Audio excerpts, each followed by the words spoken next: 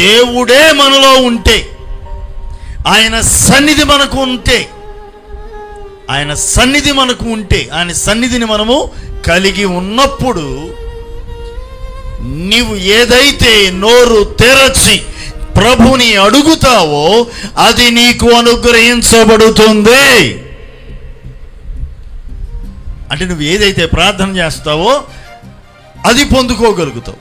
అంటే ఇక్కడ గుర్తించాల్సిన మరొక విషయం ఏమిటంటే, ఇంటర్నల్గా దానిలో ఇమిడిపోయి ఉన్నటువంటి భావం, అంటే మన ప్రార్థనలు మన జీవితంలో నెరవేరాలి అంటే, వాటి ఫలాలు మనము చూడాలి అంటే మనము దేవునిలో ఉండాలి. అంతే కదా దాని భావం. మనము ప్రభుని కలిగి ఉండాలి.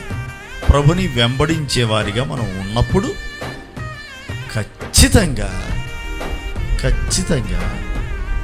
ఆయన మనము చేసే ప్రతి ప్రార్థనకు జవాబును ఇస్తారు. చాలామంది ప్రార్థనలకు జవాబులు పొందుకోలేకపోవడానికి కారణాలలో ఒక మేజర్ అన్నమాట. ఏమిటి అంటే దేవునిలో నిలిచి ఉండకపోవటయే.